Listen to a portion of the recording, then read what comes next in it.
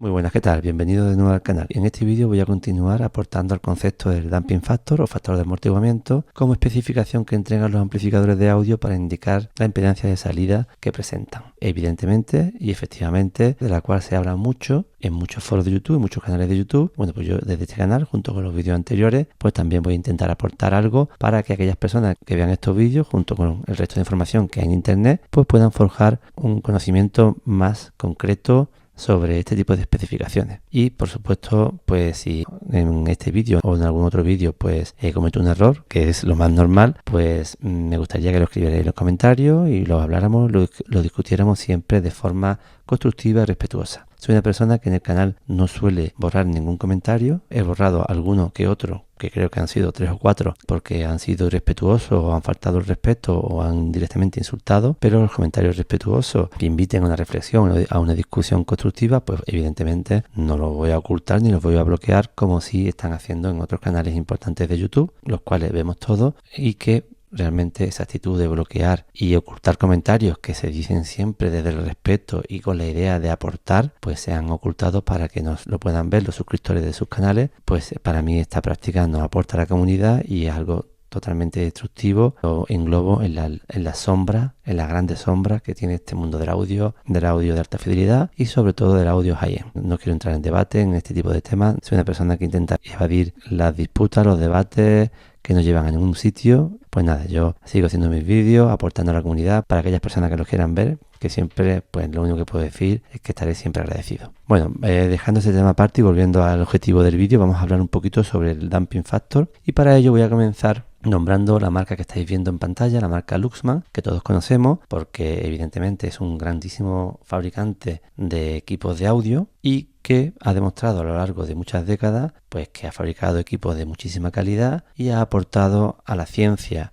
de la electrónica aplicada al audio, ha aportado soluciones, diseños, patentes que han enriquecido todo este crecimiento que llevamos en el mundo electrónico aplicado al audio en las últimas décadas. Estoy hablando de la marca Luxman, que todos conocemos, y en la pantalla estáis viendo la imagen de un catálogo de finales de los años 70, principios de los años 80, y vamos a ver los primeros productos que Luxman nos presentaba en este catálogo. Si vemos los productos que Luxman nos enseña al principio de este catálogo, nos vamos a encontrar con la serie más alta de aquella época, que era la serie Prestige.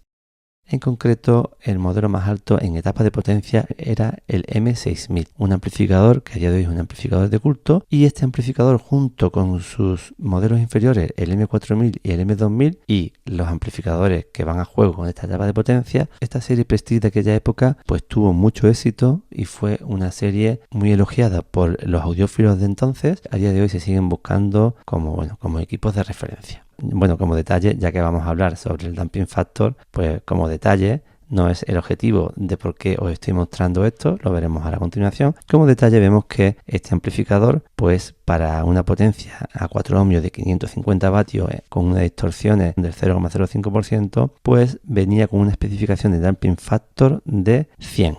Bien.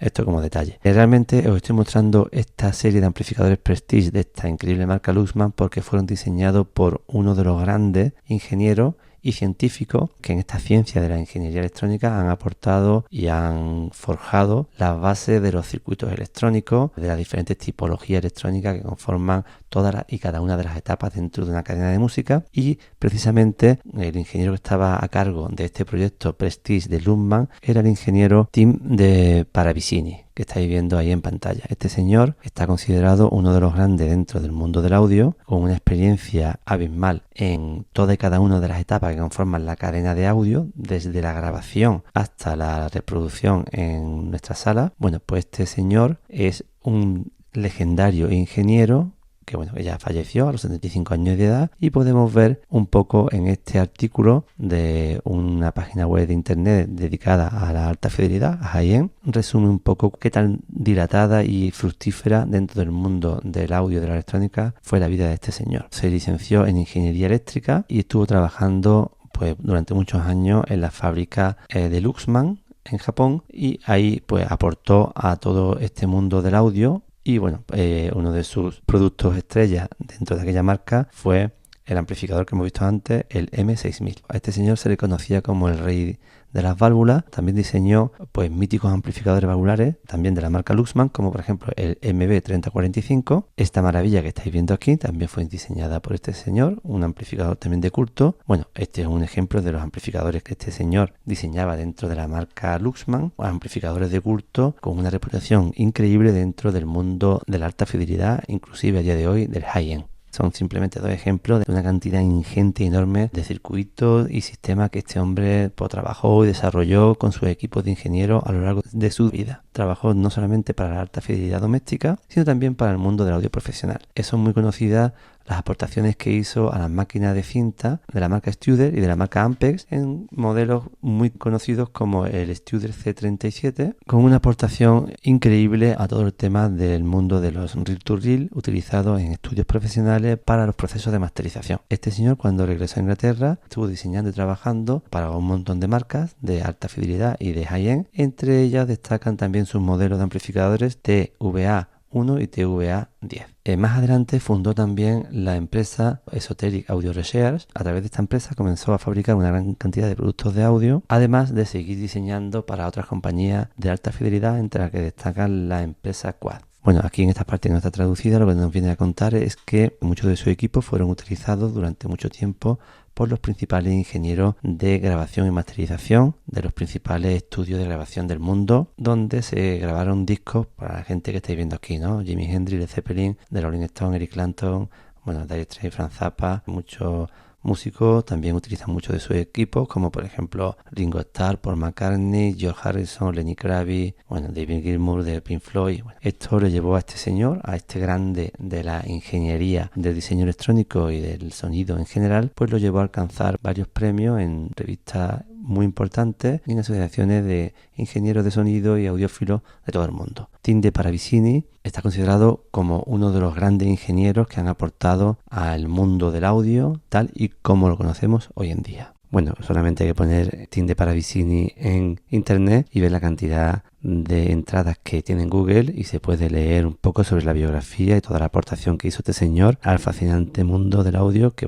nos tiene a todos reunidos en torno a esta pasión. La empresa Stereophile evidentemente le ha dedicado a lo largo de los últimos años varios capítulos o varias publicaciones con respecto a este señor. Y uno de ellos es una entrevista que se realiza, muy interesante, dejaré el enlace ahí en la descripción, y hace un repaso a la vida de este monstruo del diseño electrónico en sistemas de audio y de sus logros y una entrevista sobre los amplificadores que diseñó en su época y cuál era su filosofía de trabajo. Me voy a dirigir a la página 4 de esta entrevista. Se va desarrollando una serie de preguntas-respuestas. Él nombra un amplificador que diseñó, alcanzaba ya lo máximo de su diseño, y se sorprende el entrevistador de Stereophile de que el amplificador tenga un factor de amortiguamiento de 20. Estamos viendo un factor de amortiguamiento de solo 20, ¿verdad? Responde diciendo que sí, que efectivamente tiene un factor de amortiguamiento de 20, pero que debe de aclararse el tema del factor de amortiguamiento. Dice textualmente: la gente se ha aferrado a la idea de que el factor de amortiguamiento es el único criterio importante para los graves apretados. A continuación expone una sencilla explicación de por qué alcanzar un damping factor relativamente bajo ya es más que suficiente para el control de la amortiguación eléctrica que ocurre en el sistema electroacústico. Viene a decirnos que es la resistencia interna de la bobina móvil del altavoz la que condiciona al final el factor de amortiguamiento real del sistema. Concluye con esto que tengo aquí remarcado, que dice que si aumenta el factor de amortiguamiento del amplificador más allá de 10, la amortiguación real en el altavoz permanece sin cambio a todos los efectos, ya sea que tenga un factor de amortiguamiento de 1000 o de 100.000. Hay que tener en cuenta que el factor de amortiguamiento que entrega un fabricante en las especificaciones de un amplificador es referente a una impedancia nominal y viene a decirnos la impedancia de salida del amplificador. Continúa el entrevistador diciendo entonces por qué los amplificadores con un factor de amortiguamiento muy alto suelen dar los graves más ajustados. La razón por la que los amplificadores suenan aparentemente más apretados o más sueltos no es su factor de amortiguamiento, sino la cantidad y la calidad de su retroalimentación y su estabilidad de baja frecuencia en condiciones dinámicas. Como simplemente la realimentación negativa dentro del sistema implica mayor o menor damping factor, es decir, el damping factor es un valor colateral de la realimentación negativa de los equipos para mantener la distorsión lo más baja posible dentro de unos parámetros de estabilidad de todo el sistema amplificador de potencia. Aquí ya tenemos el primer dato donde este monstruo del diseño electrónico, que el factor de amortiguamiento cuando alcanza un valor relativamente bajo ya es más que suficiente. Bueno, hemos visto lo que decía Tim de Paravicini con respecto al damping factor. Vamos a ver lo que decía este otro señor, George L. Ausburger, un reputado ingeniero que estuvo trabajando durante muchos años en la empresa de James B. Lansing, JBL. Aparte de trabajar durante muchos años en JBL como ingeniero jefe en ciertos departamentos, también es miembro de la Sociedad Acústica Americana, miembro de la Sociedad de Ingeniería de Audio y miembro también del Instituto de Tecnología Teatral de los Estados Unidos. Asiduo a escribir documentos técnicos que después se publican en estas sociedades y en revistas especializadas. Recibió en 2020 el Grammy técnico por toda la contribución que a lo largo de su dilatada carrera ha aportado también a los sistemas acústicos más centrados en la parte de altavoces. Dentro de la grandísima cantidad de artículos que ha publicado, vamos a destacar evidentemente el que habla sobre damping factor.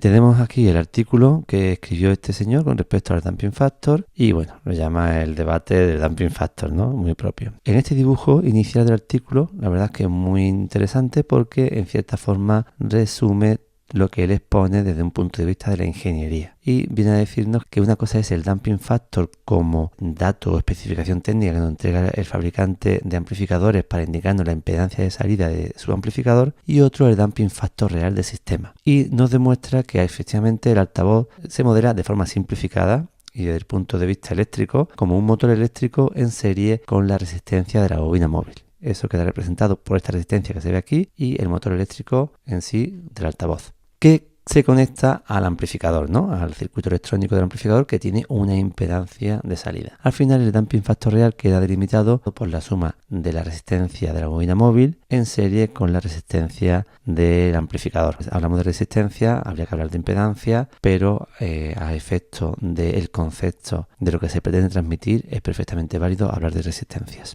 Y este sería el damping factor nominal que entregaría el fabricante, amplificador con un damping factor de 32 o de 320, sería el damping factor que viene en la especificación de nuestro amplificador. Y este de aquí sería el damping factor real. Y podemos observar que efectivamente a partir ya de un cierto valor relativamente bajo, ya podemos tender a llevar el damping factor a infinito, que el damping factor real converge hacia un número fijo determinado por la resistencia real de la bobina móvil del altavoz. Vemos que un damping factor de 64 nominal del amplificador corresponde a un damping factor real de 1,30. Sin embargo, si pasamos a un amplificador de damping factor 160, corresponde a un damping factor real de 1,32. Si duplicamos el damping factor de 160 a 320 corresponde a un damping factor real de 1,33. Este dibujo es muy significativo, muy aclarativo del texto que acompaña al dibujo, donde acaba explicando de forma técnica, desde el punto de vista de la ingeniería, acaba explicando por qué ocurre esto del damping factor nominal y el damping factor real. En las conclusiones,